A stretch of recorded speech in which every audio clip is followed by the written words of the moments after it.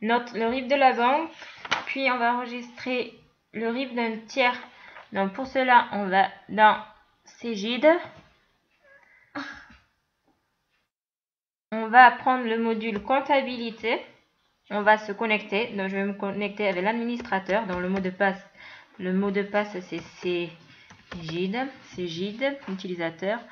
Je vais le mettre à mon exercice 2016 et je me connecte.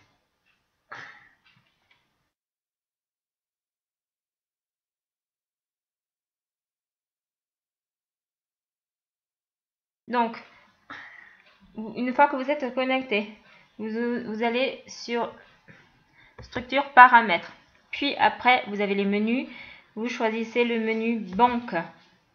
Puis, vous cliquez sur identification bancaire. Un nouvel écran apparaît.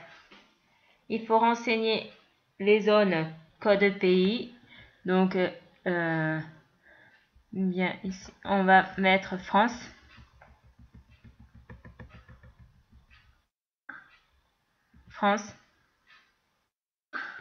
On va mettre le libellé, par exemple notre banque, la banque postale par exemple. Banque postale. Vous cliquez dans abrégé, ça se met tout seul.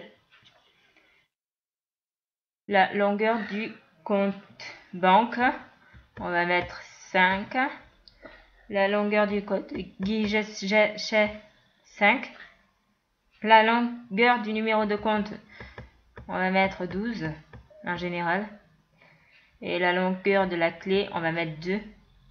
L'ordre, ben ça c'est le 1, le 2, le 3 et l'ordre de la longueur de la clé 4. Vous validez et vous fermez.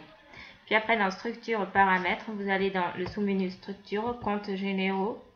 Vous allez chercher le compte 512-100. Vous double-cliquez dessus et vous allez dans l'icône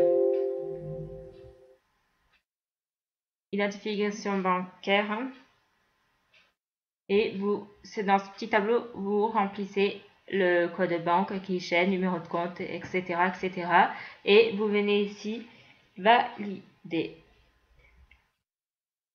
Voilà, mais là on va pas le faire parce que.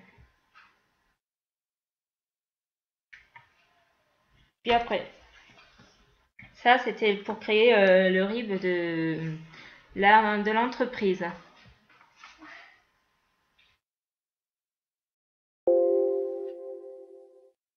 Nous allons créer le RIB d'un tiers.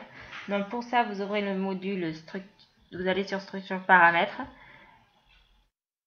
Après, dans le sous-menu structure, vous cliquez sur compte auxiliaire.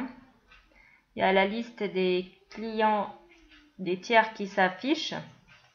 On va double-cliquer sur le tiers que vous souhaitez. Par exemple, producteur de fruits.